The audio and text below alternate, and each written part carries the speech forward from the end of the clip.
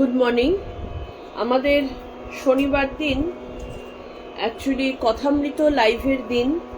আমি গতকাল ভুল করে কথামৃতর জায়গায় গীতা বলে ফেলেছিলাম।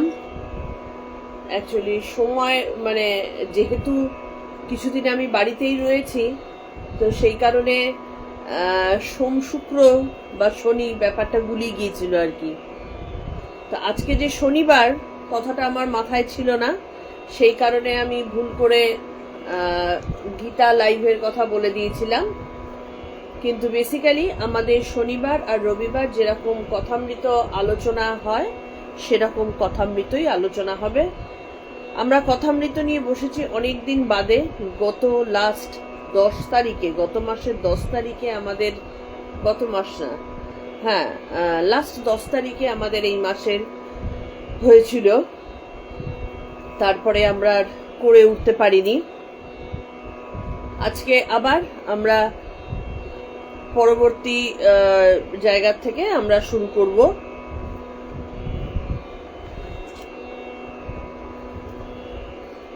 লাস্ট আমাদের যেটা হচ্ছিল,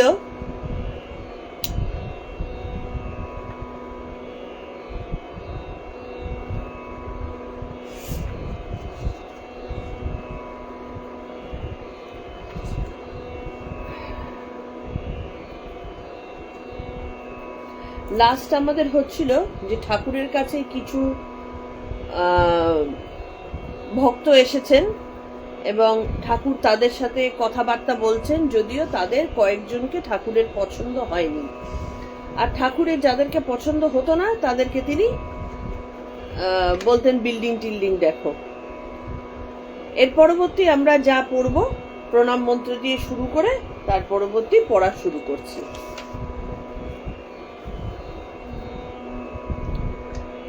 তব কথামৃতং তপ্ত জীবনং কবিভিरीडितं কলমশাপহম শ্রবণমঙ্গলম শ্রীমদাততম ভুবি গৃহন্তি ये ভূরিদা জনাঃ।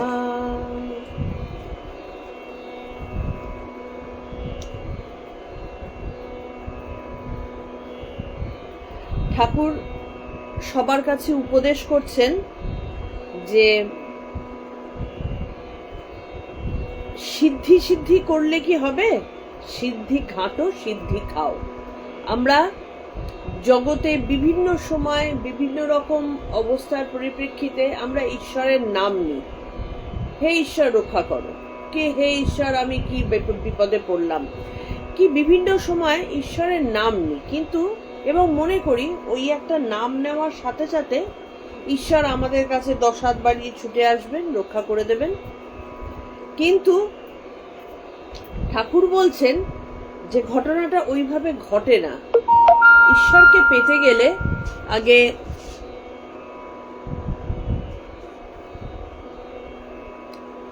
ঈশ্বরকে ভালোবাসতে গেলে তার ভেতরে ঢুকতে হয়। উপমা দিচ্ছেন কি, সিদ্ধি সিদ্ধি বললে কি নেশা হয়? সিদ্ধি ঘাঁটতে হবে, বাড়তে হবে, সেটাকে টেস্টি বানাতে হবে, তারপরে খেতে হবে, তবে গিয়ে নেশা হয়। তো ঠিক তেমনি ঈশ্বরকে নিয়ে আমরা যেন মনে করি খুব সহজে ছেলে খেলার একটা বিষয়, তাকে ডাকলেই তিনি ঝপ করে ছুটে চলে আসবেন এবং আমাদের সমস্ত রকম অসুবিধা থেকে উদ্ধার করবেন, বা আমাদের যা চাহিদা রয়েছে সেই চাহিদাগুলোকে পূর্ণ করে দেবেন। কিন্তু আদপে ঘটনাটা সেরকম নয়। তাকে ভালোবাসতে গেলে প্রচুর সাধ্য সাধনার প্রয়োজন রয়েছে, প্রচুর শুদ্ধ মনের প্রয়োজন রয়েছে, এবং শুদ্ধ মন করতে গেলে কি কি ধাপ দিয়ে যেতে হয় সেটা তো আমরা গীতাতে আলোচনা করছি।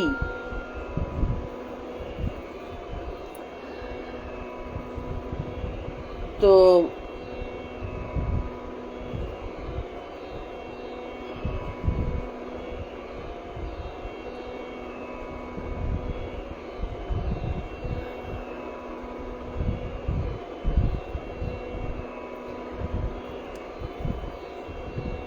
ঠাকুর বলছেন যে হৃদয়কে চেনো? লাস্ট আমাদের যেটুকু হয়েছিল, যারা এসেছিল তাদেরকে বলছেন হৃদয়কে চেনো? তো হৃদয় ঠাকুরের ভাগ্নে, এবং ঠাকুরকে মাঝে মধ্যে বেশ বকুনি টকুনি দিত আর কি। তো ঠাকুর বারবার একই ধরনের কথা যখন বলতেন, হৃদয় তাকে বলছে যে মামা তুমি বারবার একই কথা বলো কেন? কারণ হৃদয় কিন্তু আমাদের সেই শুদ্ধ বুদ্ধি নিয়ে চিন্তা করেনি। হৃদয় দেখছে, হৃদয় একটু ঠাকুরকে নিয়ে ব্যবসা ট্যাবসা করতে চেয়েছিল। বেশ 5 জন লোক আসে, বড় বড় লোকও আসে, তাদেরকে দিয়ে মামাকে দেখিয়ে যদি একটু ব্যবসা করা যায়, হৃদয়ের মনের মধ্যে সেই রকম একটা ধারণা ছিল। তো সেই জন্য ঠাকুর কেন যে একই কথা বারবার বলেন সেই বোধ তার মধ্যে কিন্তু ছিল না। তো সেই কারণে বলছে যে মামা বারবার একই কথা কেন বলো? তো ঠাকুর তাতে রেগে গেছেন, রেগে গিয়ে বলছেন যে আমি বলি তোর কি রে শালা। হ্যাঁ, ঠাকুরের এগুলো গ্রাম্য কথায় এরকম বলতেন, আমি 1,00,000 বার বলবো, 1000 বার বলবো, তোর কি? তো ঠাকুর তো ওনাকে বোঝাতে পারছেন না, মানে হৃদয়ের মধ্যে সেই শুদ্ধতা নেই যে ঠাকুর বারবার কেন এই একই কথা বলছেন সেটা সে বুঝতে পারবে। ঠাকুরের অবতারত্ব সম্পর্কেও তার সেই রকম কোনো ধারণা নেই। তো সে জানে মামা একজন বড় সাধক, সাধনা টাধনা করেছে, তা সাধনা করলে একটু একটু শক্তি আসে, সেই শক্তি দিয়ে যদি কিছু 2-4 পয়সা রোজগার করা যায়, কি সমাজের একজন কেউকেটা করা যায়, 5টা লোকে এসে মান্যগণ্য করবে, এবং মামার সাকরেদ হিসাবে আমাকেও সবাই একটু দেখবে, এইটাই তার মাথার মধ্যে ছিল আর কি। তো ঠাকুর যে ঠিক একই রকম ভাবে দাপর যুগে শ্রীকৃষ্ণ অর্জুনকে যেরকম ভাবে গীতা উপদেশ দেবার সময় একই কথা বারবার বহুভাবে বলেছিলেন, তোমরা যারা গীতা আলোচনা শুনছো তারা প্রত্যেকেই জানতে পারছো, একই প্রসঙ্গ, একই আলোচনা বিভিন্ন রকম শ্লোক দিয়ে তিনি বলছেন, বিভিন্ন ভাবে বলছেন। ঠাকুরও কিন্তু সেই একই রকম করছেন, সহজভাবে বলছেন, সংস্কৃত কঠিন ভাষায় তিনি বলছেন না, কিন্তু একই কথা বলছেন। কেন বলছেন এইটা বোঝার মতন ক্ষমতা হৃদয়ে নেই। তো সেই কারণে কিছুক্ষণ বাদে তিনি ঠাকুর গান ধরলেন, ডুব ডুব ডুব রূপ সাগরে আমার মন, আমরা এরপর থেকে পড়ব। সমাধি ভঙ্গ হলো, পাইচারি করিতে লাগিলেন। ধুতি পরা ছিল, তা 2 হাত দিয়ে টানতে টানতে একেবারে কোমরের উপরে তুলেছেন। এদিক দিয়ে আর আমার সঙ্গী টেপাটেপি করছি আর চুপি চুপি বলছি ধুতিটি পরা হয়েছে ভালো।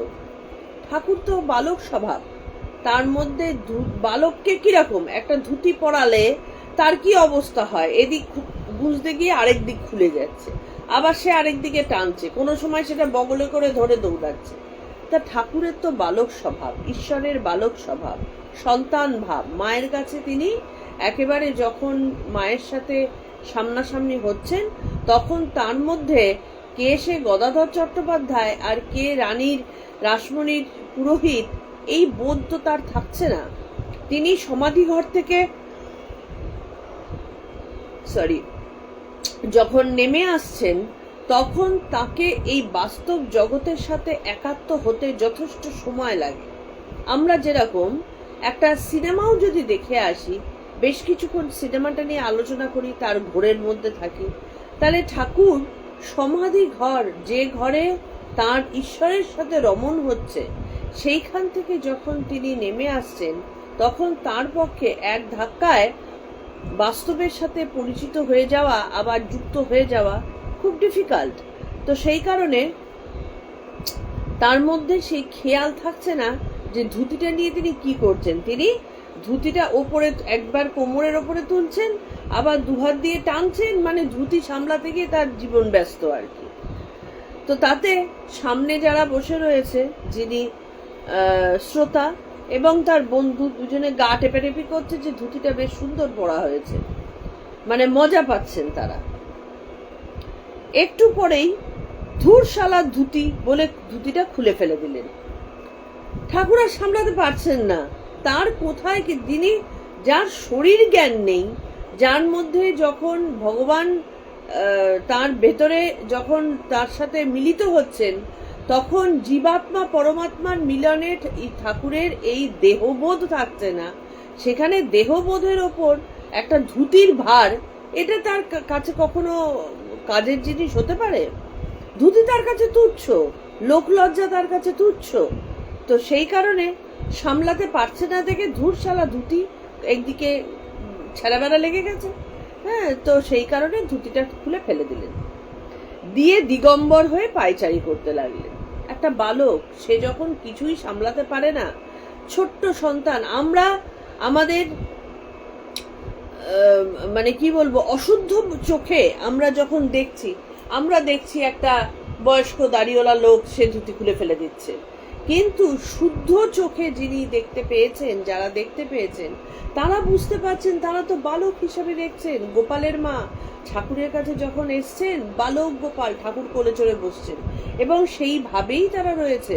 তাদের মধ্যে বোধ আসছে না যে না, এ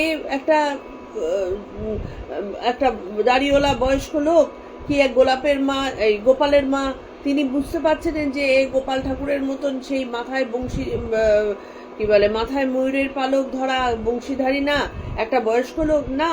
তারা কিন্তু দেখছেন ওটা গোপালই। তো সুতরাং ঠাকুর যখন দিগম্বর হয়ে ঘুরছেন, তখন তার মধ্যে পরিপূর্ণ বালক স্বভাব, তার মধ্যে কিন্তু তার বয়স, তার সময়, তার দেহজ যে লজ্জা, এই জিনিসগুলো কিন্তু তখন আর নেই। তিনি তখন সমাধির থেকে ফেরত আসার পরে তিনি এবং মা, সুতরাং সন্তান মায়ের সাথে একত্রিত হয়ে রয়েছেন। সেই অবস্থায় তিনি পায়চারি করছেন। উত্তর দিক থেকে কার যেন ছাতা ও লাঠি আমাদের সম্মুখে এনে জিজ্ঞাসা করলেন, এ ছাতা লাঠি তোমাদের? আমি বললাম না। অমনি বললেন, আমি আগেই বুঝেছি এ তোমাদের নয়, আমি ছাতা লাঠি দেখেই মানুষ বুঝতে পারি। সেই একটা লোক হাউমাউ করে কত গিলে গেল, এ তারই নিশ্চয়। ঠাকুরের মধ্যে দেখো, যে কোনো মানুষের মধ্যেই কিন্তু অল্প একটু আধটু লোক চেনার ক্ষমতা থাকে, একটু আধটু, তাও আমরা তার পরিপূর্ণ ব্যাখ্যা করতে পারি না। কিন্তু ঠাকুরের মধ্যে তিনি অবতার, তিনি মানুষের মনের ভেতরে একেবারে মানে এক্সরের মতন করে ঢুকে যেতেন, বা ছিন্ন ভিন্ন করে তার ভেতর দেখতে পারতেন। এবং একটা মানুষের আচার আচরণ, একটা কথা এই প্রসঙ্গে বলি, আমরা মনে করি যে আমি আমার ভেতর লুকিয়ে রেখেছি, কি ঘরের গোপনে কিছু কাজ করছি, তো সেই কারণে আমাদের কি বলবো, বোধহয় আমাদের ভেতর বোধহয় কেউ জানতে পারছে না। কিন্তু এটা কেউ জানে না যে কারোর কোনো কিছু, কোনো গোপন জিনিস বাইরের লোকের কাছে অজানা থাকে না। কেন, কিভাবে? সাধারণ লোকের কাছে অজানা থাকে না। তার কারণ হচ্ছে, আমরা যা খাবো, আমরা যা ভাববো, আমরা যা চিন্তা, যা কিছু করব, যাই করব না কেন, সবই কিন্তু আমাদের স্বভাব দিয়ে প্রকাশ পাবে, আমাদের চেহারা দিয়ে প্রকাশ পাবে। যেমন আমি যদি সবসময় কুখাদ্য খাই, খারাপ খাবার খাই, যে খাবার আমাদের জন্য হিতকর নয়, তা যদি আমি খেতে থাকি, গোপনে খাচ্ছি, আমার বাড়ির লোকে জানতে পারছে না, কিন্তু আমার চেহারায় প্রকাশ পাবে। কিভাবে প্রকাশ পাবে? হয়তো আমার পেট খারাপ হবে, অথবা আমার শরীরে জৌলুস কমে যাবে, আমার চোখের তলায় কালি পড়বে। সুতরাং আমার চেহারায় প্রকাশ পাবে, আমার রক্তাল্পতা হতে পারে, আমার জন্ডিস হতে পারে, আমার বিভিন্ন রকম অসুখ বিসুখ হতে পারে। সেইটা দিয়ে আমরা বুঝতে পারবো যে এই লোকটা তার মানে নিশ্চয়ই কোনো খারাপ খাবার খেয়েছিল, যে কারণে তার এই ধরনের রোগ হলো।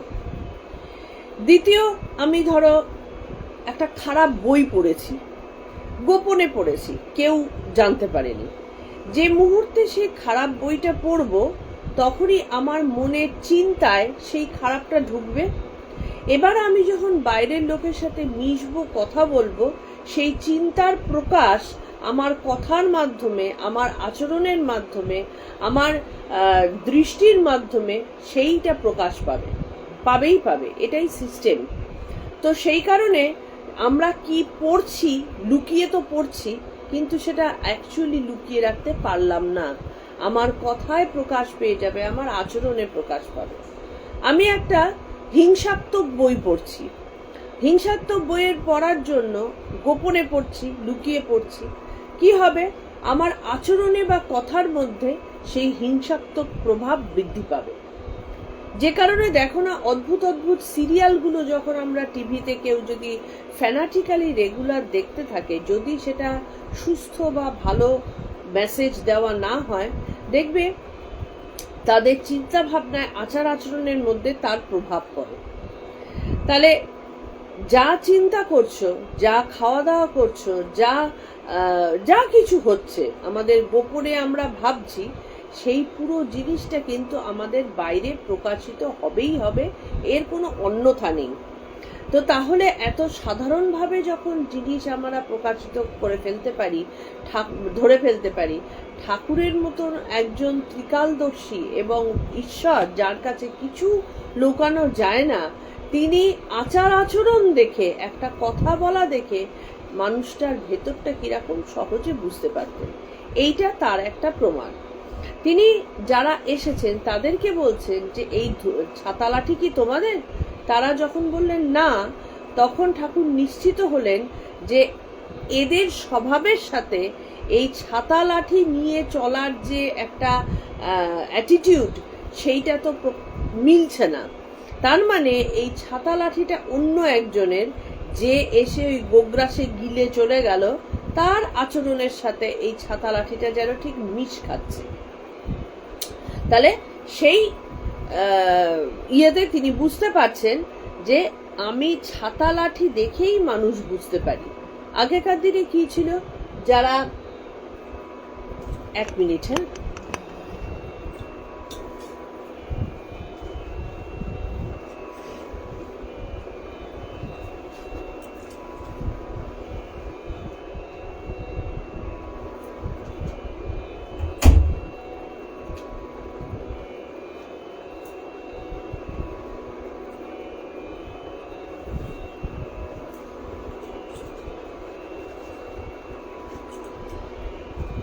তো এই ছাতা লাঠি দেখে আগেকার দিনে যারা দেখবে জমিদার ছিলেন, তাদের হয়তো লাঠির কোনো প্রয়োজনীয়তা নেই। একজন বৃদ্ধ, তার লাঠি ধরা, আর একজন ইয়াং, সে লাঠি হাতে ছড়ি ঘুরাতে ঘুরাতে যাওয়া। আগেকার দিনে এরকম জমিদারের ছেলেরা বা জমিদারের যারা একটু কুপুত্র, তারা এরকম ভাবে লাঠি বা ছড়ি ঘোরাতে ঘোরাতে যেত। এটা তার একটা ভ্যানিটি আর কি, বা একটা ছাতা সেই রকম ভাবে দোলাতে দোলাতে যেত। তো সেই দেখে তাদের চরিত্র বোঝা যেত। আবার যারা একটু রইস, মানে যারা গাম্ভীর্য নিয়ে চলতে পছন্দ করতেন, তাদের সেই লাঠি তো হাতে থাকতো, কিন্তু সেই লাঠি ধরার বা সেইটা নিয়ে হাঁটার একটা আলাদা আভিজাত্য ছিল। তোমরা নিজেরাও জানো, খেয়াল করে দেখো যে এক একজন ওই শীষ দিতে দিতে ছড়ি ঘোরাতে ঘোরাতে যেতেন। আবার একজন যারা বাবু, তিনি ভালো জুতো পায়ে দিয়ে লাঠি শক্ত করে ধরে একটা, মানে কি বলবো, তার মধ্যে একটা দাম্ভিকতা প্রকাশ পেত যে আমি একটা বড় জায়গার কেউকেটা, তাদের এক ধরনের লাঠি ধরা ছিল। তা সেটাই ঠাকুর বলছেন যে সেই দেখে আমি বুঝতে পারি যে এটা মানুষটা কিরকম। এটা সেই লোক হাউমাউ করে কতগুলো গিলে গেল, তারই নিশ্চয়। কিছুকাল পরে ওইভাবে খাটের উত্তর পাশে পশ্চিম মুখ হয়ে বসে পড়লেন। বসেই আমায় জিজ্ঞাসা, ওগো, আমায় কি অসভ্য মনে করছো?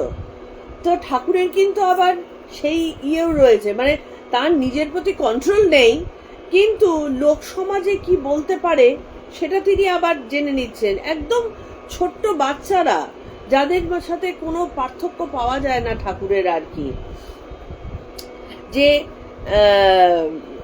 তোমরা কি আমায় অসভ্য মনে করছো? আমি বললাম, না, আপনি খুব সভ্য। আবার এই জিজ্ঞেস করছেন কেন?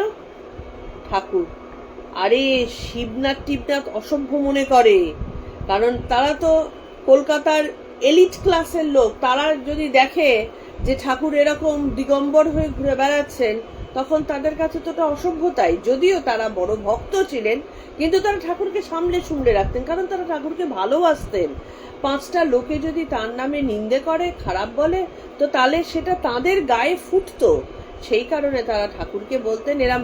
আর ঠাকুরের সাথে তাদের সম্পর্কটা একেবারে ছোট্ট বাচ্চার যেন বালক কতগুলো, মানে যেমন রাখাল রাজা শ্রীকৃষ্ণের সাথে যেমন রাখালদের সে সম্পর্ক ছিল, ঠিক তাদের সাথে ঠাকুরের সেই রকম সম্পর্ক। এবং ঠাকুর যখন অবতার হিসেবে আসেন, তারা তো লীলা করতে আশেপাশে যারা আগেও লীলা করেছেন তাদেরকে নিয়ে আসেন। তো এই যে ঠাকুরের চারধারে শিবনাথ শাস্ত্রী বলুন বা ঠাকুরের এই শিষ্যরাই বলুন বা যারাই আছে, তারা সেই রাখাল বালকের মানে পরবর্তী অবতার আর কি, পরবর্তী তাদের জন্ম। তো সেটাই, কিন্তু তারা তো কলকাতার এলিট ক্লাসের, তাদেরকে সভ্য অসভ্য ব্যাপারটা নিয়ে তাদের একটা চিন্তা আছে, তাই তারা ঠাকুরকে ওইভাবে দেখতে না মানে পছন্দ করেন না। এবং তারা বলেন, মানে ইয়ার্কির মতন করে একেবারে পরিষ্কার বলেন, তোমাকে যথেষ্ট অসভ্য লাগছে। তা সেটাই বলছেন যে ওরা অসভ্য বলে। ওরা এলে কোনো রকমে একটা ধুতি জড়িয়ে বসতে হয়। তা ঠাকুর তখন ওরা আসলে একটুখানি ভয়টাই পান যে আমাকে আবার অসভ্য বলবে। যেমন বাচ্চা ছেলেরা যেরকম, যে দেখো বাবা ভালো লোক আসছে, একটা ভালো জামা পরে বসো, ঠাকুরের অবস্থা সেই রকম। গিরিশ ঘোষকে চেনো? আমি। কোন গিরিশ ঘোষ? থিয়েটার করে যে? ঠাকুর, হ্যাঁ দেখিনি কখনো, নাম জানি। ঠাকুর, ভালো লোক। আমি। শুনি মদ খায় নাকি? দেখো, তখনকার দিনে মদ খাওয়া এবং গিরিশ ঘোষের যে স্বভাব ছিল, সেটা কিন্তু বিদগ্ধ সমাজে বা সভ্য সমাজে অ্যাকসেপ্টেবল ছিল না। তিনি বাইজি বাড়িতে যেতেন, তিনি নাটক করতেন, তিনি মদ খেতেন, তিনি উগ্রচণ্ডা ছিলেন। তো এগুলো তো লোকে জানতো। তো সেই কারণে তার দুর্নাম ছিল। তো এবার ঠাকুর যখন গিরিশের কথা বলছেন, তখন তিনি বলছেন যে শুনি মদ খায় নাকি? এবার ঠাকুরের উত্তর দেখো, খাক না, কদিন খাবে? ঠাকুর জানেন যে জাত সাপে যখন ধরেছে, খুব বেশি দিন আর ওই দিকে থাকতে পারবে না। যখন ঈশ্বরীয় নেশায় মত্ত হবে, তখন এই বাইরের নেশা আলুনি বলে বোধ হয়। ঠাকুর তার ভেতর দেখেছেন। সে মদ খাচ্ছে কিনা সেটা ঠাকুরের কাছে বিচার্য বিষয় নয়। ঠাকুর দেখছেন অন্তর। তিনি গিরিশ ঘোষের অন্তরে শিব দেখেছেন। সেই কারণে তিনি বলছেন, কই যে লোকটা ছাতি নিয়ে এসেছিল তাকে তো বলছেন না, তার সম্পর্কে তো ভালো কথা বলছেন না, কিন্তু গিরিশের সাথে বলছেন। সেই কারণে ঠাকুর তার অন্তর দেখেছেন। ঈশ্বর অন্তর দেখতে পারেন। আমাদের একটা খুব বড় প্রবলেম কি জানো তো, আমরা সাধারণ মানুষ, যারা সাধারণ মানুষের একটা ব্যাপার আছে। খেয়াল করে দেখো, যদি প্রকৃতিকে দেখতে যাই, প্রকৃতিকে চিন্তা করতে যাই, প্রকৃতির ওপরটা কি সুন্দর, রৌদ্র, বাতাস, গাছপালা, পাখি, কি সুন্দর সুন্দর সুন্দর। কিন্তু আমাদের একটা খুব বড় অন্যায় হচ্ছে, আমরা ভেতর দেখতে যাই। আমরা তখন কি করি, সেই প্রকৃতির যে মাটি, সেই মাটি খোঁড়া শুরু করি। মাটি খোঁড়া শুরু করলে কি পাওয়া যায়? মাটি খুঁড়লে কাদা পাওয়া যায়। আমরা তখন বোকার হদ্দ, আমরা তখন প্রকৃতির যে এত সুন্দর বাইরের রূপ রস রয়েছে সেটাকে ভুলে গিয়ে, এ বাবা এখানটাতে কাদা, প্রকৃতিতে কাদা আছে, এত নোংরা, ব্যাস হয়ে গেল প্রকৃতি আমাদের কাছে শেষ। কিন্তু কত বড় গাধা আমরা! এই মাটিটাই যখন আরো খুঁড়তে থাকবো, খুঁড়তে খুঁড়তে আরেকটু গভীরে গেলেই কিন্তু শীতল জল পাওয়া যায়। সেই অবধি আমরা যেতে পারি না। যারা বুদ্ধিমান তারা কিন্তু যদি খুঁড়তেই হয় ওই গভীর অবধি খোঁড়েন। যে সুশীতল জল ওপরের সমস্ত জীবজগৎকে বাঁচিয়ে রেখেছে, সেই জলের সন্ধান তারা পেয়ে যান।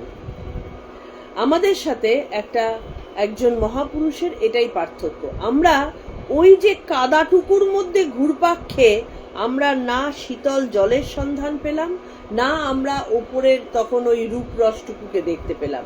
আমরা ওই কাদার মধ্যে ঘুরপাক করতে থাকি আর নিন্দে করতে থাকি, এ বাবা এর মধ্যে এত কাদা, এর মধ্যে এত কাদা। কিন্তু ঈশ্বর কোটির লোক যারা, তারা একেবারে গভীরে ডুব দেন। তারা জানেন যে এই কাদাটার তলায় কিন্তু আসল সুশীতল জল রয়েছে, সেই জলই কিন্তু আলটিমেটলি ওপরের সেই সুন্দর গাছপালাকে তৈরি করছে। তো ঠাকুর হচ্ছেন তাই, ঠাকুর গিরিশ মদ খায় এই মাঝখানের পোর্শনটাকে তিনি দত্তব্যের মধ্যেই আনছেন না।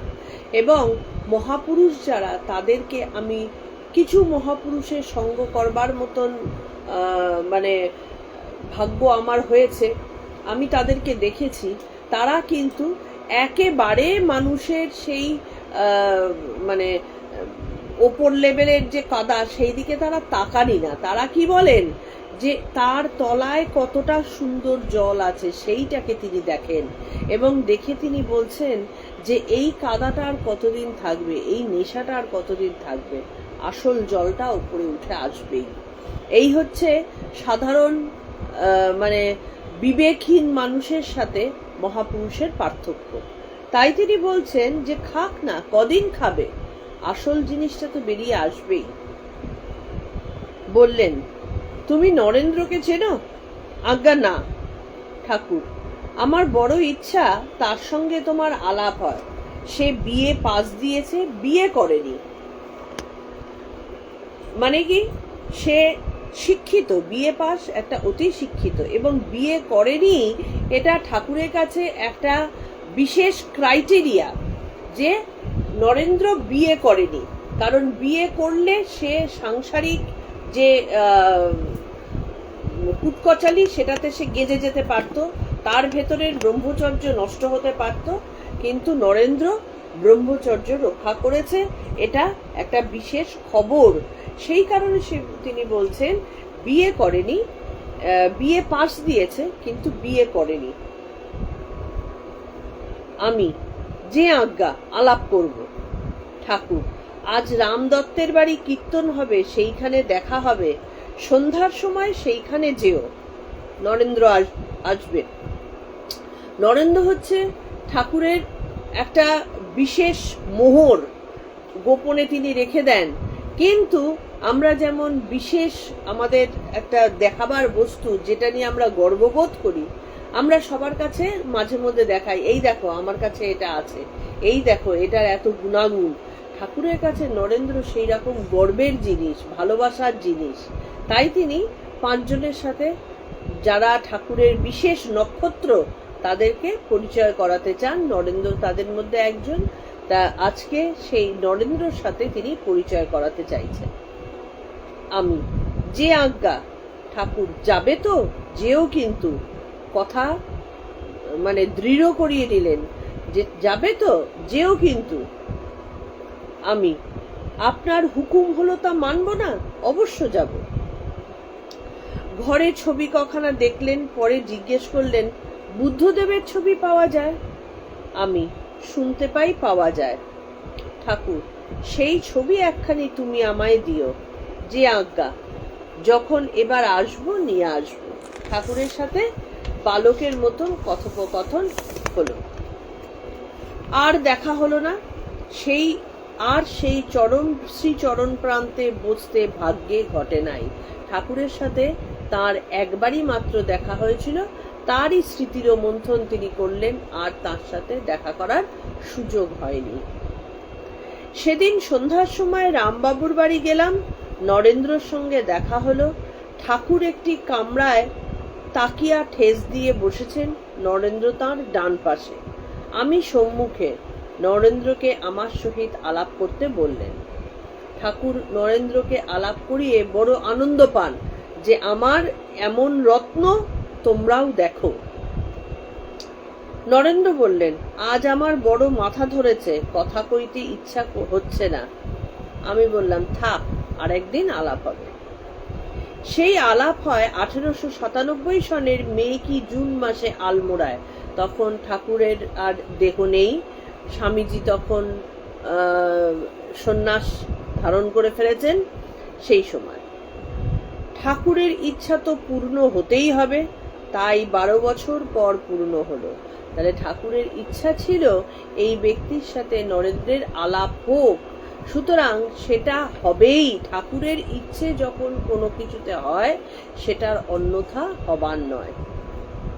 আহা, সেই স্বামী বিবেকানন্দের সঙ্গে আলমোড়ায় কটা দিন কত আনন্দেই কাটাইয়াছিলাম, কখনো তার বাড়িতে, কখনো আমার বাড়িতে, আর একদিন নির্জনে তাকে নিয়ে একটি পর্বত শৃঙ্গে। যে আলাপের খামতি হয়ে গিয়েছিল ঠাকুরের দেহ থাকতে, সেইটা কিন্তু পরিপূর্ণভাবে হয়ে গেল। মানে ঠাকুর যখন মনে করেন যে একে দেব, স্বামীজির সাথে কারোর পরিচয় হওয়া এবং স্বামীজির সাথে তার কথোপকথন হওয়া, এটা কিন্তু খুব ছেলে খেলা জিনিস নয়। এরকম একজন ব্যক্তিত্ব যিনি আচার্য, যিনি জগতাচার্য, তার সাথে আলাপ আলোচনা করা এটা খুব ছেলে খেলা নয়। তো সেইখানে প্রাণ ভরে আলমোড়ায় বিভিন্ন জায়গায় এই ভদ্রলোকের সাথে স্বামীজির আলাপ আলোচনা হলো। কেন হলো? ঠাকুর মনে করেছিলেন যে এইটা প্রয়োজন।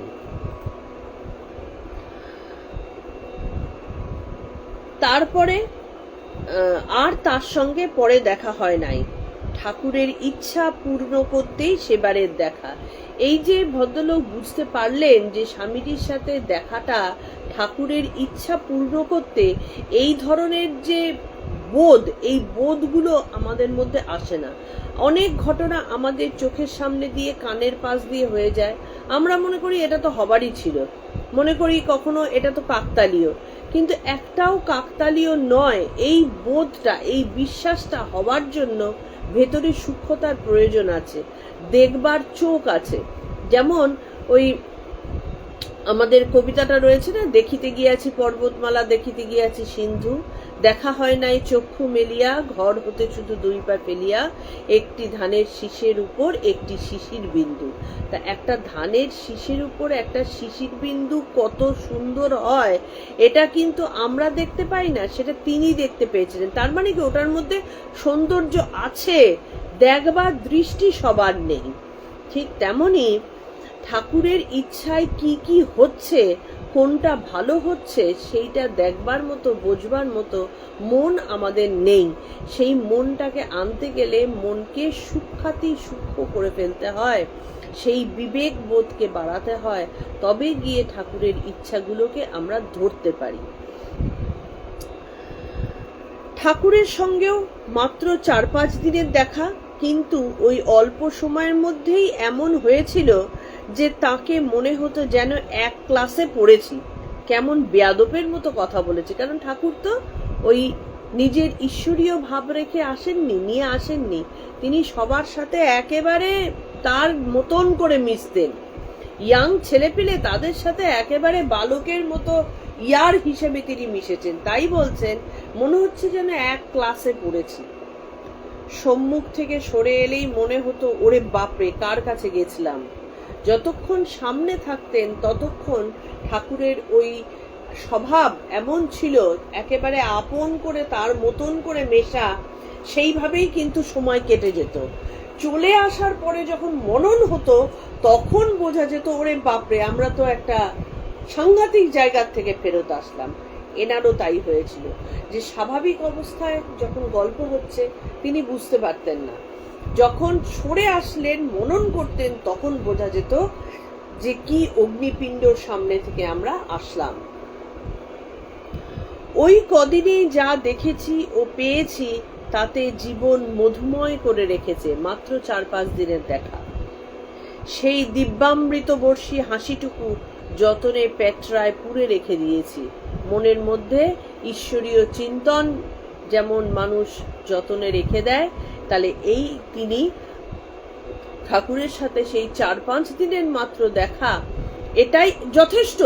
আমরা যদি একজন মহাপুরুষকে আমরা একবারের জন্য দেখতে পাই, আমাদের জীবন ধন্য হয়ে যায়, মনের মণিকোঠায় রেখে দিই। তাহলে ঠাকুর অবতার তাকে এতদিনের জন্য 4-5 দিনের জন্য দেখেছে, তার সাথে কথা হয়েছে, সেইটাকে তিনি মনের মণিকোঠায় রেখে জীবন ধন্য করেছেন। সে যে নিঃসম্বলের অফুরন্ত সম্বল গো, তাকে দিয়ে ওই নিঃসম্বলের। আমরা তো জীবনে এত কিছু ঘটনা ঘটে, কিন্তু কোন জিনিস আমাদের আত্মিক উন্নতির পথে সহায় হয়, কোন জিনিস নিয়ে আমি মনে করতে পারি যে আমি পৃথিবীতে একা নই, আমার সাথে একজন আছেন এবং তিনি ঈশ্বর, তিনি আমার হাত ধরে আছেন, এমন কিচ্ছু নেই। কিন্তু ঠাকুরের সাথে এই 4-5 দিনের দেখা তার মনের মধ্যে সেই সম্বল হিসেবে থেকে গেছে। আর সেই হাসিচ্যুত অমৃত কণায় আমেরিকা অবধি অমৃতায়িত হচ্ছে। আজকে তো দেখতেই পাচ্ছ কি অবস্থা। এই ভেবে হৃষ্যামি চ মুহুর্মুহু হৃষ্যামি চ পুনঃ পুনঃ, সব সময় আনন্দ হচ্ছে। আমি সব সময় আনন্দিত হই। আজকে যে ঠাকুরের চিন্তনে, যে ঠাকুরের কথায় সারা পৃথিবী আলোড়িত হয়ে উঠছে, আমি তাকে দর্শন করেছি, আমি তার সাথে কথা বলেছি, আমি তার সাথে থেকেছি। এ কি কম অহংকারের কথা? আমারই যদি এই এখন বোঝো, তুমি কেমন ভাগ্যধর। এরপরে আমরা আসছি কথামৃত দ্বিতীয় ভাগ।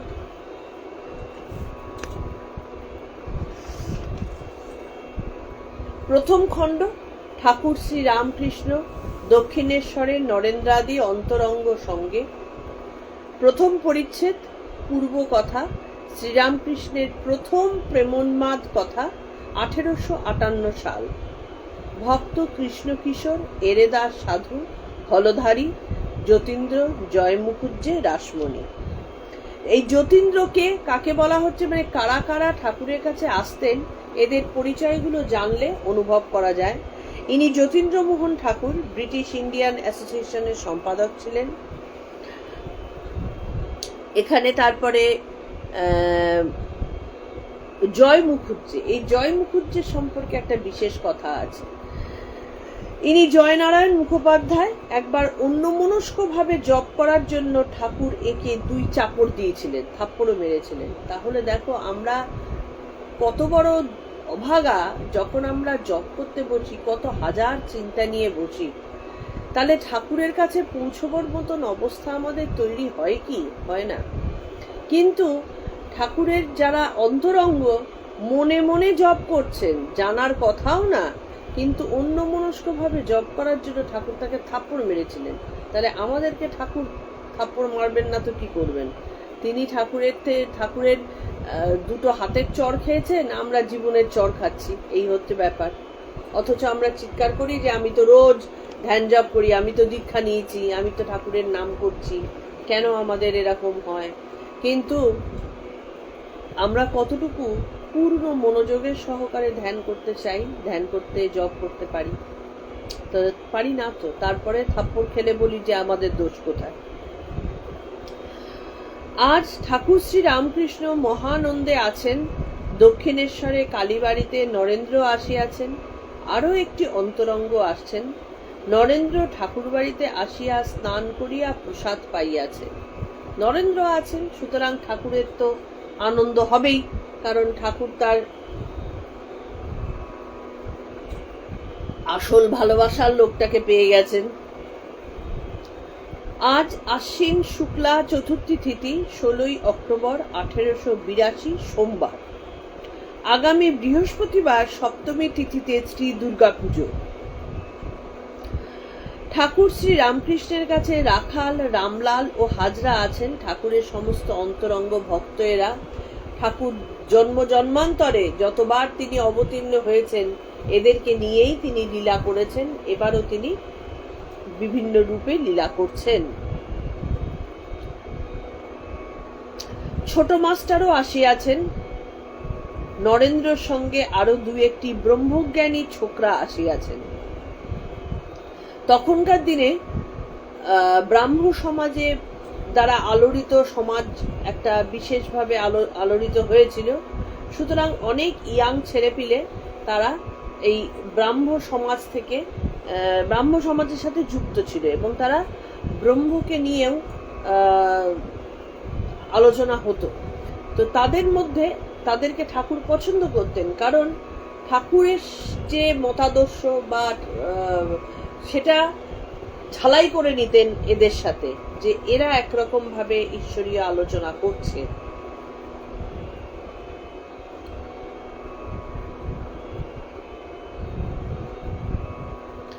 নরেন্দ্র ঠাকুরের কাছেই আহার করিলেন।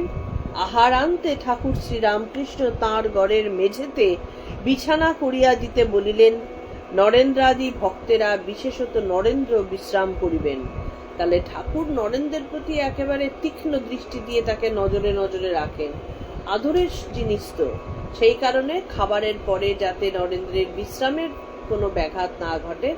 আর নরেন্দ্র সেই সময় কি বাড়িতে চূড়ান্ত একটা মানে খারাপ অবস্থার মধ্যে দিয়ে যাচ্ছেন, তার মনে অশান্তি। ঠাকুর তাকে সেই শান্তি প্রলেপ পেতে দিচ্ছেন, মায়ের স্নেহে নরেন্দ্রের দেখভাল করে যাচ্ছেন। জিজ্ঞাসা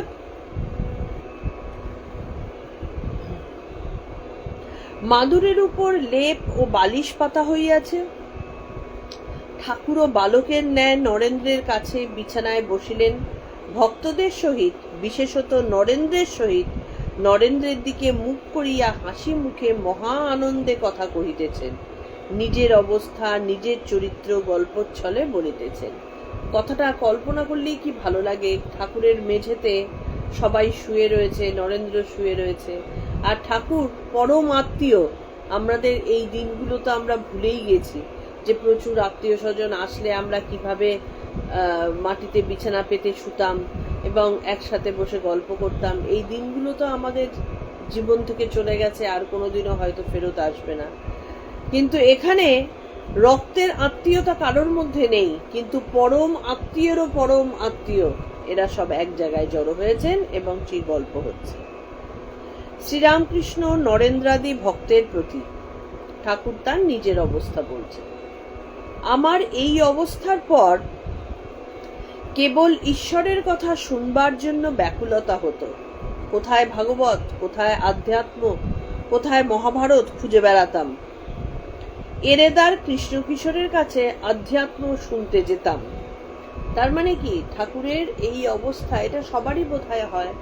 যখন ঈশ্বরীয় ভাবে আমরা কিছুটা হলেও এগিয়ে যেতে পারি, তখন ঈশ্বরীয় প্রসঙ্গ ছাড়া অন্য কোনো আলোচনা ভালো লাগে না।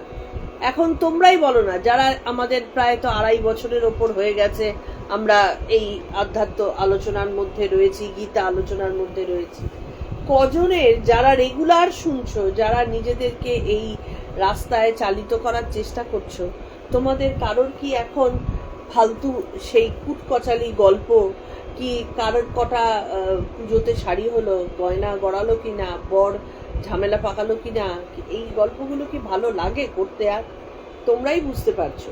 তাহলে ঠাকুর যেখানে পরম ঈশ্বরের অনুভূতিতে এবং ঈশ্বরীয় ভাবে ভাবিত হয়ে নিজে ঈশ্বরের সাথে মিলিত হয়ে গেছেন, তাহলে তার পক্ষে কি আর এমনি গল্প করা সম্ভব? ওই জন্যই তো ঠাকুর বুক চাপড়ে চাপড়ে ডাকছেন, ওরে তোরা কে কোথায় আছিস, তাড়াতাড়ি আয়, গল্প করে শান্তি পাই আর কি।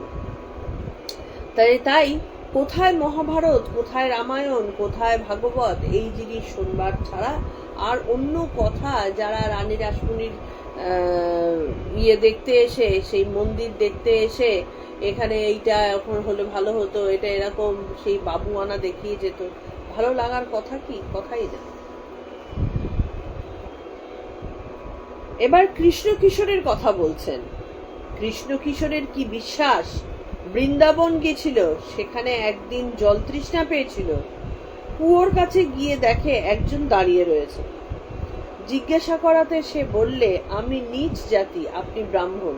তখনকার দিনে তো এই ছুত মার্কটা খুব ছিল। তো বৃন্দাবনে গিয়ে যখন বলছে যে আমি নীচ জাতি, আপনি ব্রাহ্মণ, জল দিতে পারি না, কেমন করে আপনার জল তুলে দেব? কৃষ্ণ কিশোর বললে, তুই বল শিব। শিব শিব বললেই তুই শুদ্ধ হয়ে যাবি। তাহলে কতখানি মনের জোর! আমাদের বিশ্বাস নেই, তাই জন্য আমরা মনে করি যে এই যে আমরা ঈশ্বরীয় কথা আলোচনা করছি, ঠাকুরের কথা বলছি, গীতার আলোচনা করছি, আমাদের মধ্যে কি কোনো ভুল থাকতে পারে? আমাদের মধ্যে কি কোনো অন্যায় থাকতে পারে? আমাদের মধ্যে কি কোনো পাপ থাকতে পারে, অশুদ্ধতা থাকতে পারে? পারে না। সেই বিশ্বাস নিয়ে আলোচনা করলে আমাদের অন্তর শুদ্ধ, পবিত্র। তাহলে কৃষ্ণ কিশোরের সেই বিশ্বাস ছিল। তুই বল শিব, শিব বলেছিস, তাহলে তুই শুদ্ধ হয়ে গেছিস। সে শিব শিব বলে জল তুলে দিল। অমন আচারী ব্রাহ্মণ সেই জল খেলে কি বিশ্বাস। তার মানে আচারী ব্রাহ্মণ মানে তারা, তাদের মধ্যে প্রচন্ড ছুত মারছিল। কিন্তু কৃষ্ণ কিশোর বলছেন কি, যে তুই শিব যখন বলেছিস, তুই শিব হয়ে গেছিস, তোর মধ্যে শুদ্ধতা, জল দে, খাবো। এরেদার ঘাটে একটি সাধু এসেছিল। আমরা একদিন দেখতে যাব ভাবলুম। আমি কালীবাড়িতে হলধারীকে বললাম, কৃষ্ণ কিশোর আর আমি সাধু দেখতে যাব, তুমি যাবে? হলধারী বললে, একটা মাটির খাঁচা দেখতে গিয়ে কি হবে? হলধারী গীতা বেদান্ত পড়ে কিনা। তিনি হলধারী যিনি ছিলেন ওই আরেক মন্দিরের তিনি পুজো করতেন দাদা, তো তিনি আবার গীতা বেদান্ত পড়তেন। সুতরাং তিনি ওই অদ্বৈতবাদের চিন্তায় বলছেন যে ওই একটা মাটির খাঁচা, শরীর তো মাটির খাঁচা, দেখতে গিয়ে কি হবে। তাই সাধুকে বললে মাটির খাঁচা। কৃষ্ণ কিশোরকে গিয়ে আমি সেই কথা বললাম। সে মহা রেগে গেল। বললে, কি হলধারী এমন কথা বলেছে? যে ঈশ্বর চিন্তা করে, রাম চিন্তা করে, আর সেই জন্য সর্বত্যাগ করেছে, তার দেহ মাটির খাঁচা? তাহলে দেখো, এই হচ্ছে মানে ঈশ্বরীয় নামের উপকারিতা, ঈশ্বরীয় চিন্তনের উপকারিতা। যে ঈশ্বর চিন্তা করে, যে ঈশ্বরের নাম করে, যে ঈশ্বরকে পুজো করে, তার দেহ আর মাটির খাঁচা থাকে না, তার দেহ অতি বিশুদ্ধ হয়ে যায়, তার দেহ অতি পবিত্র হয়ে যায়। সুতরাং তার দেহের সাথে মাটির খাঁচার তুলনা করা যায় না। কৃষ্ণ কিশোরের সেই বিশ্বাস ছিল যে ঈশ্বরীয় চিন্তা করেছে, তার দেহে কি কখনো অশুদ্ধতা থাকতে পারে? সে জানে না যে ভক্তের দেহ চিন্ময়। তাহলে যে ভক্ত, যে বিশ্বাস নিয়ে ঈশ্বরকে ভালোবাসা দিতে পেরেছে, যে বিশ্বাস নিয়ে রাম নাম করতে পেরেছে, যে বিশ্বাস নিয়ে একবার হরে কৃষ্ণ বলতে পেরেছে, যে বিশ্বাস নিয়ে একবার ঠাকুরকে প্রণাম করতে পেরেছে, তার দেহের মধ্যে কখনো অন্যায়, কখনো অশুদ্ধতা থাকতেই পারে না। তারপরেও আমরা মনে করি যে আমাদের দেহ অশুদ্ধ, আমাদের মন অশুদ্ধ, আমাকে তার জন্য কেউ ছুলে আমার ক্ষতি হয়ে যাবে, ওই আমিষটা ছুলে আমার গন্ডগোল হয়ে যাবে, আমি একটা পেঁয়াজ খেলে আমার গন্ডগোল হয়ে যাবে। আমাদের দেহ যদি ঈশ্বরের নাম করে থাকে, তাহলে সেটার মধ্যে অশুদ্ধতা থাকতেই পারে না।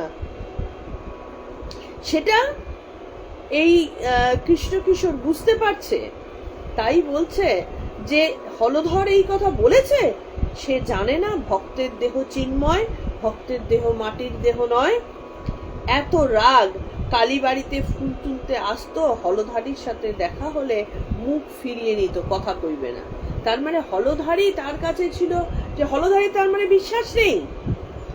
কৃষ্ণ কিশোর জানেন যে যার ভেতরে ঈশ্বরের একবার কথা মুখ দিয়ে বেরিয়েছে, সে কখনো অপবিত্র হতে পারে না। হলধারী বলছেন তাকে মাটির খাঁচা, তার মানে হলধারী গন্ডগোল আছে, কথা কইবে না। আমায় বলেছিল, পৈতেটা ফেললে কেন?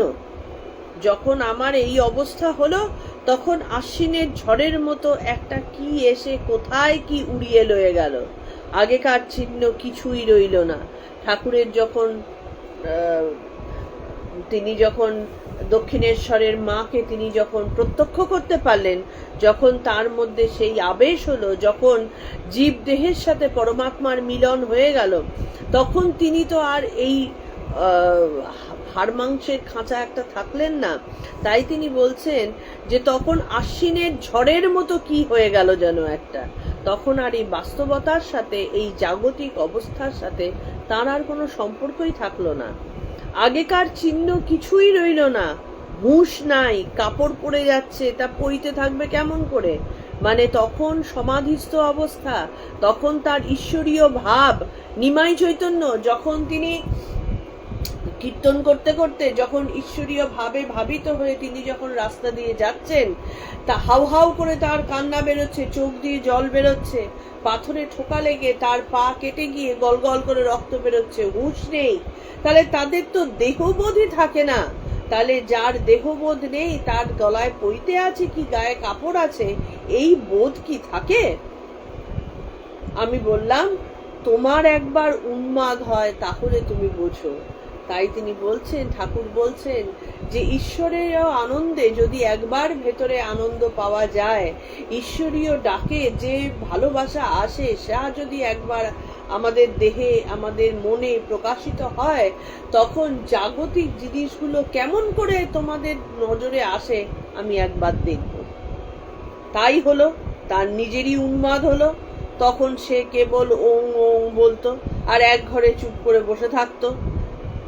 কৃষ্ণ কিশোরেরও সেই ভাব আসলো, তখন ব্যাস আর জগতের কোনো কিছু তার মাথায় থাকছে না, তখন তার ওই উন্মাদ অবস্থা।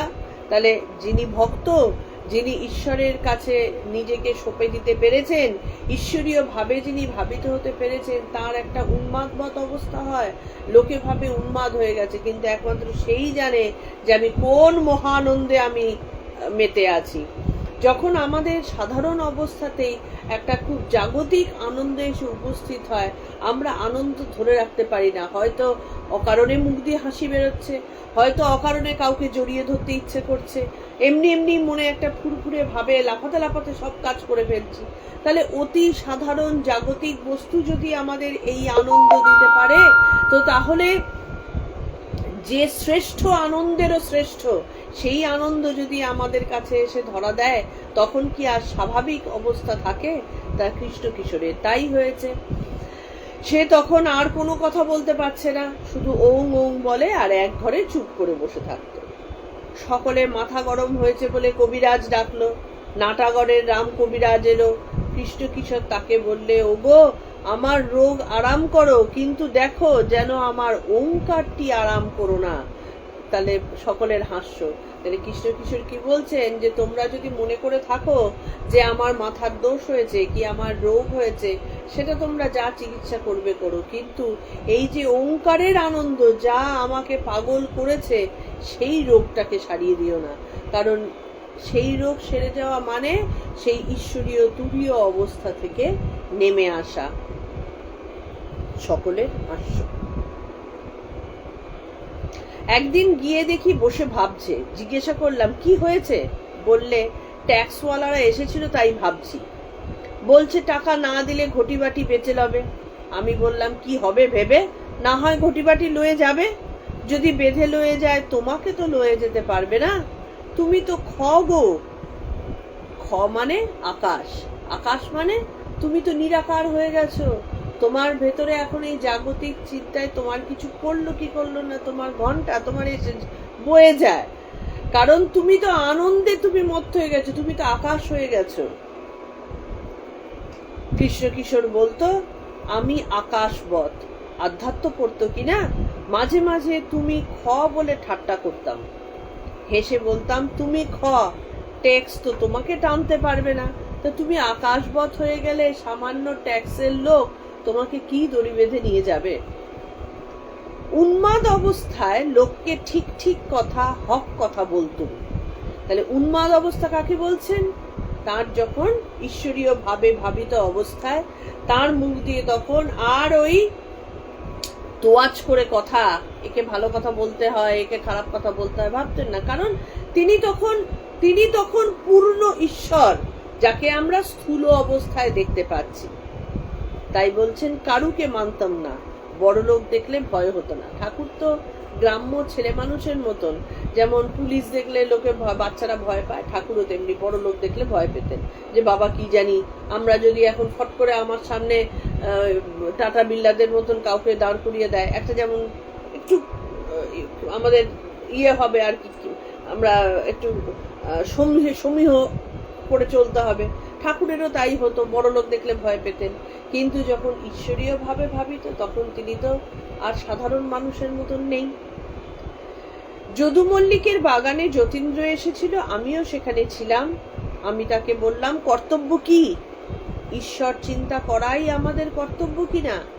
যতীন্দ্র বললে, আমরা সংসারী লোক, আমাদের কি আর মুক্তি আছে? রাজা যুধিষ্ঠিরই নরক দর্শন করেছিলেন। তাহলে যখন কর্তব্য কি কথাটা বলা আছে, ঠাকুর তখন বলছেন, কর্তব্য যদি বলো, একমাত্র ঈশ্বর চিন্তা করাই, ঈশ্বরীয় ভাবে ভাবিত থাকাই আমাদের কর্তব্য। কিন্তু যতীন্দ্র কি বলছে, যুধিষ্ঠির নরক দর্শন করেছে, তার মতন একজন মহানুভব, তাহলে আমরা সাধারণ সংসারী। তখন ঠাকুরের বড় রাগ হলো। আমি বললাম, তুমি কিরকম লোক গা? যুধিষ্ঠিরের কেবল নরক দর্শনই মনে করে রেখেছ? যুধিষ্ঠিরের সত্য কথা, ক্ষমা, ধৈর্য, বিবেক, বৈরাগ্য, ঈশ্বরে ভক্তি এসব কিছু মনে হয় না? আরো কত কি বলতে যাচ্ছিল। হৃদে আমায় মুখ চেপে ধরলে। যতীন্দ্র একটু পরেই আমার একটু কাজ আছে বলে চলে গেল। তাহলে কঠিন সত্যি কথা, তখন তিনি একদম ঈশ্বরীয় ভাবে সত্যি কথা বলছেন যে তোমার শুধুমাত্র যুধিষ্ঠিরের নরক দর্শনটাই মনে পড়লো? যুধিষ্ঠিরের এত বড় জীবনের, এত বড় যোদ্ধা, এত বড় মহানুভব রাজা, তার ধর্ম, এই জিনিসগুলো নিয়ে তুমি তো ভাবলে না? তার নরক দর্শন মনে পড়লো? অনেকদিন পরে কাপ্তেনের সঙ্গে সৌরীন্দ্র ঠাকুরের বাড়ি গেছিলাম।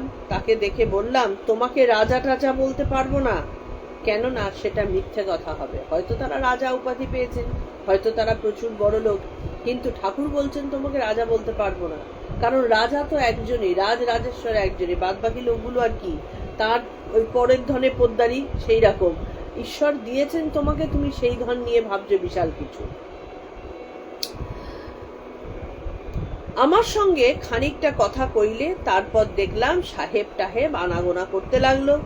রজগুণী লোক, নানা কাজ লয়ে আছে। যতীন্দ্রকে খবর পাঠানো হলো। সে বলে পাঠালে আমার গলায় বেদনা হয়েছে। মানে ঠাকুরের সামনে আর আসছে না, কারণ ঠাকুর তো সত্যি কথাটা বলে দিয়েছে, এবং যে এইরকম মানুষ তার সামনে সত্যি কথা বলে সে কিন্তু খুব ভালো বুঝতে পারে যে ঠাকুর আমার ভেতর দেখে ফেলেছে, সেই জন্য সে অ্যাভয়েড করছে। সেই উন্মাদ অবস্থায় আরেকদিন বরানগরের ঘাটে দেখলাম জয় মুখুজ্জে জপ করছে, কিন্তু অন্য মনস্ক। তখন কাছে গিয়ে 2 চাপড় দিলাম। মানে তখন যখন উন্মাদ অবস্থা বলতে ঠাকুর কোনটাকে বোঝাচ্ছেন? ঠাকুর তখন স্বয়ং ঈশ্বর, তার সাথে আর মানব দেহের সম্পর্ক নেই, তার শরীর তখন ঈশ্বরীয় শরীর হয়ে গেছে, তাই তিনি ওই জপের মধ্যে দেখতে পাচ্ছেন এবং তাকে শাসন করছেন। একদিন রাসমণি ঠাকুর বাড়িতে এসেছে, কালীঘরে এলো, পুজোর সময় আসতো আর 2-1টা গান গাইতে বলতো। গান গাচ্ছি, দেখি সে অন্য মনস্ক হয়ে ফুল বাজছে, অমনি 2 চাপড়। তখন ব্যস্ত সমস্ত হয়ে হাত জোর করে রইল। রানী রাসমণি, ইংরেজ সরকার পর্যন্ত তার ভয়ে নতস্য থাকতো। ঠাকুর তাকে 2 থাপ্পড় মেরে দিলেন। তাহলে ঠাকুরের সেই থাপ্পড় তিনি হজম করেছিলেন কেন?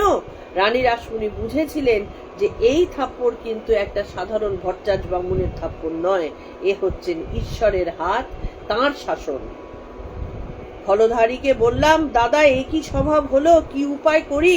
তখন মাকে ডাকতে ডাকতে ও স্বভাব গেল। তখন মায়ের কাছে তিনি প্রার্থনা করলেন যে আমার মধ্যে সংবরণ দাও, কারণ যতে 5 জনের সাথে থাকতে হবে, তো তাহলে তো যদি 5 জনের সাথে থেকে এরম ভাবে যাকে তাকে চটচাপন মারেন, তখন তো যে উদ্দেশ্যে ঠাকুরের এই পৃথিবীতে অবতরণ, সেই উদ্দেশ্য সাধিত হবে না। তো সেই কারণে মায়ের কাছে প্রার্থনা করে তিনি তার এই স্বভাবকে সংবরণ করলেন। তাহলে আজকে আমাদের এইটুকুই। বহুদিন বাদে আমরা ঠাকুরের কথা আবার আলোচনা করলাম, যে ঠাকুর মানে আমরা যদি মনে করে থাকি যে ঠাকুরের সাথে আমরা একাত্ম হব, তাহলে সেই এক মন নিয়ে তার কাছে বসতে হবে, তার কাছে বিশ্বাস নিয়ে আসতে হবে, তার কাছে সত্যিকারের ভালোবাসা দিতে হবে। কারণ এখানটাতে কোনো কারচুপি চলে না, নাটক চলে না, সামান্যতম নাটকও তার চোখে ধরা পড়ে। অথচ আমরা খালি তাকে দোষারোপ করে যাই, ঈশ্বর কেন আমাকে এই দিলেন, ঈশ্বর কেন আমাকে এই দিলেন না। দোষটা যে আমাদের, আমরা যে তার সাথে নিজেকে একাত্ম করতে পারি না, সেইটা নজর করবার মতন মানসিকতা তো আমাদের থাকতে হবে। তাহলে এইটুকুই, আমরা প্রণাম মন্ত্র দিয়ে আজকে শেষ করব। আমাদের আগামীকাল আবার কথামৃত পাঠই হবে। আমি ভুল নোটিশ দিয়ে ফেলেছিলাম, অ্যাকচুয়ালি শনিবার রবিবার গুলিয়ে গিয়েছিল, আজকে যে শনিবার আমার মনে ছিল না, তো সেই কারণে আমি করে ফেলেছিলাম, গীতা প্রসঙ্গ আলোচনা করব বলে ফেলেছিলাম। আগামীকালও আমাদের প্রতি রবিবারের মতন কথামৃত আলোচনাই হবে। আমি নোটিশ দিয়ে দেব, তোমরা সেই মতো এসো।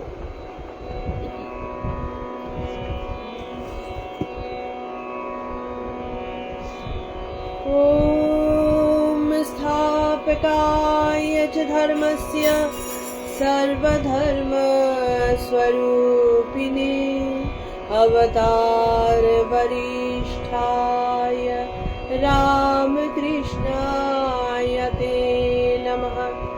निरञ्जननित्यमनन्तरूपं भक्तानुकम्पाधृतमविग्रहं वै ईशावतारं परमेशमीड्यन् त्वं रामकृष्ण শিরসা নমামঃ। ঠাকুরমা স্বামীজির পায়ে প্রণাম জানিয়ে আজকের মতো আমাদের কথামৃত প্রসঙ্গ শেষ হচ্ছে। আগামীকাল আবার আমরা কথামৃত প্রসঙ্গেই আসবো। বাই দ্য টাইম তোমরা আমাদের নিজের নিজের পেজ থেকে এগুলো শেয়ার করো এবং আমাদের এই আলোচনা প্রসঙ্গে যদি আরো 10 জনকে যুক্ত করতে পারো, সেটা আখেরে আমার লাভ, তোমার লাভ, জগতের লাভ, তাদেরও লাভ, সবার লাভ। ঈশ্বরের কাজই তো করা হচ্ছে। ভালো থেকো।